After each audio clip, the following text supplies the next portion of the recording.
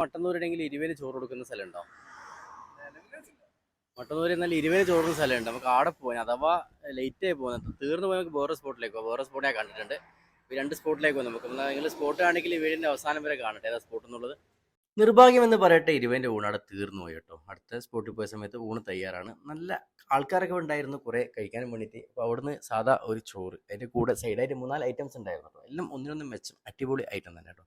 പല ആൾക്കാർ പറഞ്ഞിട്ടുണ്ടായിരുന്നു ഇവിടുത്തെ ബ്രേക്ക്ഫാസ്റ്റ് ഒക്കെ അടിപൊളിയാണെന്നുള്ളത്. ആട്ടിൻ്റെ കറിയുണ്ട്, ആട്ടിൻ്റെ തലക്കറിയാണ് കേട്ടോ. അതുപോലെ തന്നെ മീനിൻ്റെ കേര, അതുപോലെ തന്നെ കോയല മീൻ്റെ ഒക്കെ തലക്കറിയുണ്ട്.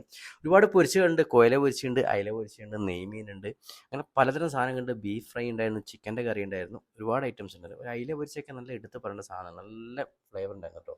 റൈസൊക്കെ അടിപൊളിയാണ്, സംഭവം സെറ്റാണ്. എന്തായാലും ഒന്ന് ട്രൈ ചെയ്ത് നോക്കേണ്ട സ്പോട്ട് തന്നെയാണ് ഈ ഒരു സ്പോട്ട്. ചോറിന് വരുന്നത് വെറും 50 രൂപയാണ്. അതുപോലെ തന്നെ പൊരിച്ചമീന് വരുന്നത് 60 രൂപയാണ്. ആട്ടിൻ്റെ തലക്കറി ആണെങ്കിൽ 100 രൂപ, മറ്റേതൊക്കെ 60-70 അങ്ങനെയായിട്ട് വരും. ഒരു അച്ചാർ ഇവരെ തന്നെ ഒരു പ്രൊഡക്റ്റ് ഉണ്ട് ഇവിടെ, 55 റുപ്യാണ് വരുന്നത്. 40 റുപ്യക്കാൻ സംഭവം കിട്ടും. ഹോട്ടൽ പ്രകാശാണ് വരുന്നത്. നമ്മൾ തെരൂർ പാലയോട് റോഡാണ്. അവിടെ തന്നെ ഒന്ന് കയറി നോക്കുക, ഫീഡ്ബാക്ക് ഒന്ന് അറിയിക്കുക.